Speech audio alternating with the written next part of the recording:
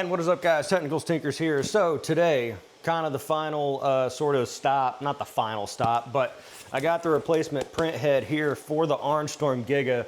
Hopefully swapping this out eliminates whatever the problem is, and if not, it at least eliminates one of the big things that it could be, because there's so many components in the print head.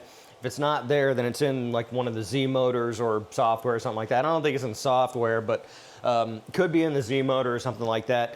But this is kind of just a good thing to have, and I do this with some of the other printers. I have just a whole replacement print head on standby. That way I can swap it out quickly in case I'm in a period where I'm printing a whole lot of things. So what I'm gonna do is I'm gonna swap out the print head, and I'm going to do I'm gonna do a remeshing on the bed and then do another print, trying to print the big S emblem for my gate. Kind of a good inaugural print, I think. See if I get good results out of it, and if not, then we proceed from there. I've been running the Giga for months, and I got a lot of comments on the last video, the one that said Orangestorm Giga, what did it say? I don't even remember. But what the potential problems could have been, because I put out so many videos about the problems I've had. People come in with helpful comments on what it could be. I'm just gonna kind of read off a few and kind of address them versus like replying out to the comments, because a lot of the same comments kind of come through. A couple people asking about it being enclosed, layer separation, or there being drafts or anything. I've got plexiglass on all of this and a front panel that I normally keep on here while it's printing. And yes, the garage door does open. And it's not hermetically sealed or anything like that, like any of these other printers, but it effectively eliminates drafts inside of there. So I'm not too, I'm thinking it's not that. The Giga is great for vlogging. There's always something happening. Content. Sucks to see the problems on the Giga. What are you doing? A couple people mentioning putting a Bowden tube on here. Now, I had reached out to the Infinity Spool system. If you watch Samcraft's videos, Mountain Maker, few other people have it. It's a device that when you run, the spool runs out, it switches to a new spool, and they do make it for the Giga. I reached out to them. I'm hoping to get a unit here to use for the Giga, but it does require a Bowden tube going from the print head all the way up to the device, which would be pretty far away, especially when the gantry is all the way at the bottom. We're talking like 5 feet worth of Bowden tube, and a lot of people saying like if I run the Bowden tube that it would eliminate sort of any friction that is encountering on this this bushing that I have here. Again, my only concern is that as the gantry rises, that's like probably 3 feet at least worth of Bowden tube that's got nowhere to go, because I don't have a way for it to, you know, gently pull it up. You could use a string or a spring or something like that to gently pull it up as it rises, but you're talking about some kind of Rube Goldberg machine at this point, and I'm not sure how exactly to do that. And if you kind of understand what I'm saying here, as this goes up, you've got this long Bowden tube that is just kind of hanging in here, potentially getting caught up in the gantry or this drag chain or any of the other things in here, the print.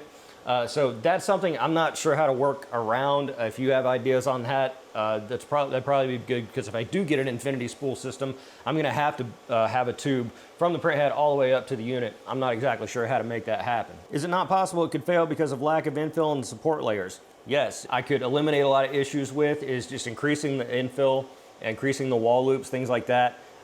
It's just a question of filament, man. It's like, I know I've said filament's cheap, and I'm eating those words. I'm eating a humble pie on that, because just like increasing the infill amount by like 1% on some of these large prints, you're talking like an extra 500, 600, 700 grams potentially. Increasing the wall loops by 1, again, same story, 600, 700, 800 grams, a kilo. You know, and if you go heavy on wall loops, like 5 wall loops, you know, at a 0.8 layer width or line width, you know, it's a ton of filament. It's kind of this catch-22 where you're rolling the dice. It's like, yeah, increase the wall loops and I'm less likely to fail, but it's probably gonna fail for some other reason, so I'm gonna lose all that filament, so why not just try it at 2 and I can get away with 2?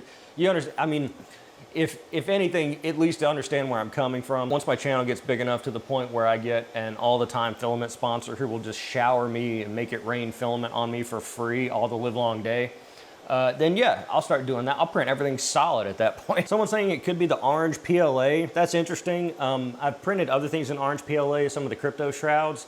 It does seem to have that same characteristic as the white and yellow, and I think really just the white and yellow. It's almost kind of tacky and gummy versus just the black PLA. I think you should gut the electronics, convert it to use Dragon Burner tool head with an Orbiter 2.5 extruder with filament runout sensor add-on, Octopus, 2209's CAN bus, cartographer probe, and clipper. Treat it like a big Voron. Huh? So I saw this and I saw Joel's video, another 3D print channel. What's the name of his channel? 3D Printing Nerd, I think. He converted his Giga with, like, he did a new board, a new print head.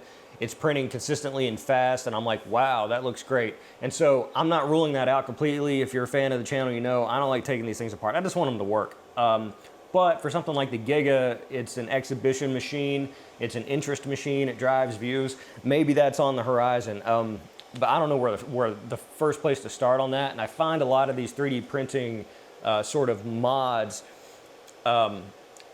a lot of them don't have like a supplemental guide. A lot of them kind of go into it with assuming that you know, the user, a little bit about the internals and building 3D printers. And so when you're trying to follow the guide, it's like connect the continuum transfunctioner to the Whipsy Doodle. And I'm like, well, what are these things? And it requires you to go off and get an education on it. And I'm not sure how deep I want to go. So I'm going to look into that. If you've done a conversion on your Giga, if you have a Giga, let me know how easy that was to do, if it's simple enough, and if you know enough about me to know whether or not I'm gonna be able to pull that off. All right, so that's enough comments. Let's pull this print head off, pop the new one on immediately, and then do a meshing, and then we can take the other one, the old one, apart to see if we can find any clues. To find clues, gumshoes. What we gotta do first, we gotta turn the machine off.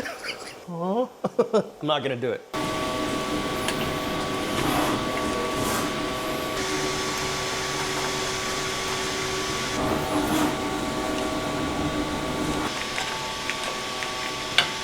All right, old one.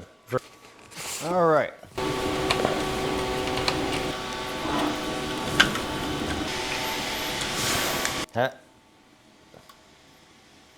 Plugging it in. Let's crawl back here and turn it back on, but think people with the half a brain cell would be like, wait a minute, didn't you crawl back there to put the camera and then you crawled back and then you're making like you're, of course, that's correct. You know, I'm crawling through that thing. I kind of feel like, it's Twisted Sister, the "You're Gonna Burn in Hell" video where he's on the hood of the car. He's like, you know, crawling. All right, let's remesh this thing. I don't think I've ever actually seen that video. I just remember it from Pee-wee's Big Adventure. All right, so we're gonna go to level, and we're gonna go to automatic leveling, and it's gonna go through and probe the print bed. It takes a little while. We're gonna give that time to do its thing and come back and look at it.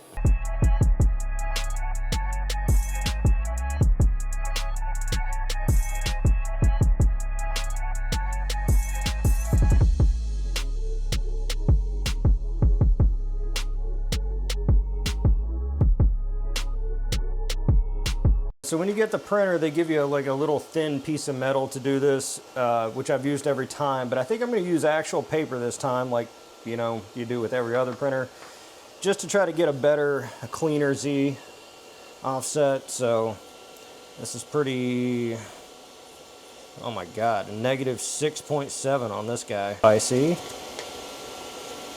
All right, we're gonna go with that. And just as a, to kind of illustrate, because you have to do the major leveling with like the screws that hold the 4 independent beds down, just to kind of illustrate how close I got, well, at least I think that I got on that. The variance is pretty low. I mean, up here at the top right is kind of a big delta there, but overall not too bad.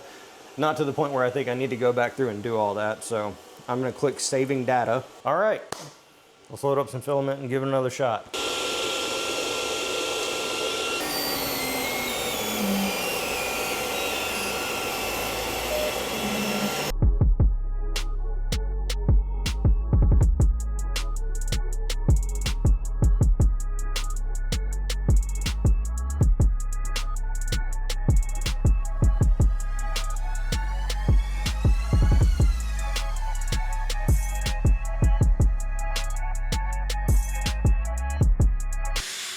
So while that emblem is printing, let's go ahead and see if we can suss out what actually is going on with the old extruder and kind of get some closure, I guess.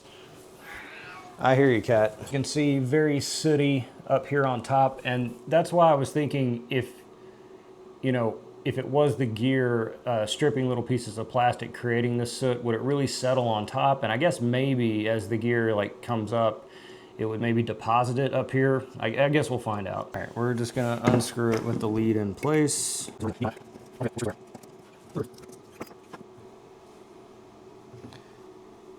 Huh.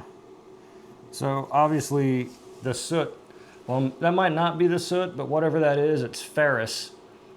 I mean, I'm not sure if this is really showing up on the camera, but so metal shavings of some variety. Yep, you can see. Okay, so into the gearbox we go.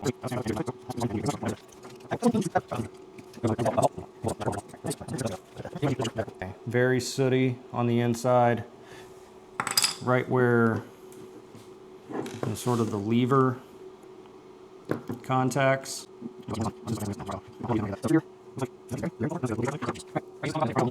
Oh yeah. So that's a little metal ring. So it looks like maybe the bearing did blow, because that's metal. See, it's magnetic.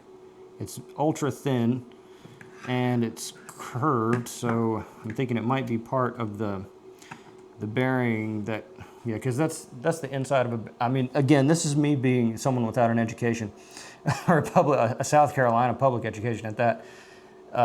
That on that little track in the middle tells me it's a bearing. And I'm guessing that the soot, yep, there's a ball. Yep. I think the bearing just blew. It's just metal on metal grinding, because there's no bearing. It's just grinding up little pieces of the bearing. I'd imagine they'd be made out of, I mean, I don't know what ball bearings are made out of for this application. I presume steel, but maybe graphite, and that's why. I mean, graphite's hard though. But the main extruder gear here, the gear here, is super, I mean, it's super sooty down there. So I'm gonna go out on a limb and say that this is fucked. So I'm trying to think mechanically here, and give me some rope, and if you wanna dump out of this video, just skip ahead, but this is just me trying to ration out, like figure it out mechanically, and tell me where I'm wrong. So filament's going in here. If there's too much tension on this, then this, I guess this just floats. This is just a floating gear that provides pressure against the main extrusion gear.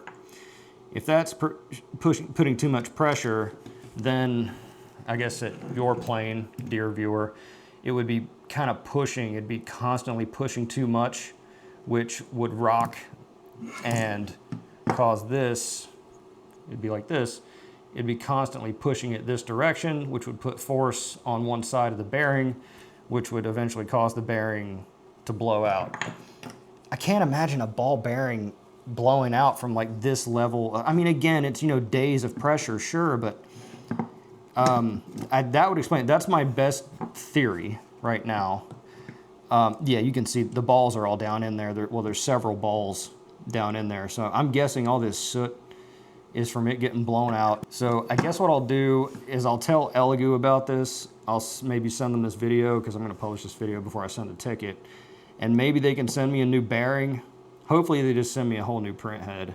I can strip this for the good parts, and then I'll have two print heads. It's been about a day and some change since we last started the job on the giant driveway emblem.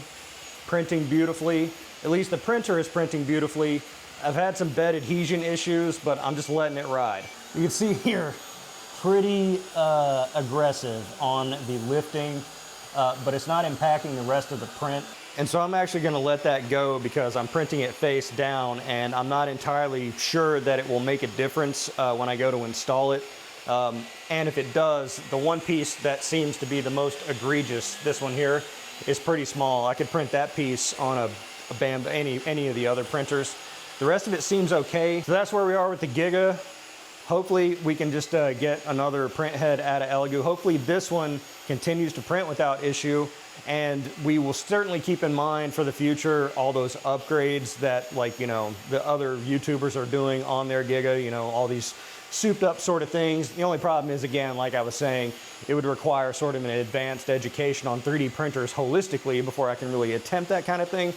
So we're gonna keep going on that. If you like this saga of the Giga, you know, you got a Giga, interested in one, be sure to subscribe to the channel so you can kind of follow my day-to-day or my week-to-week, printing various things on the Orangestorm Giga, solving problems that crop up, you know, from the mind of a dodo like me. Be sure to like the video because it's a nice thing to do, and of course subscribe for more content like this. I'm the Technicals, see you next time.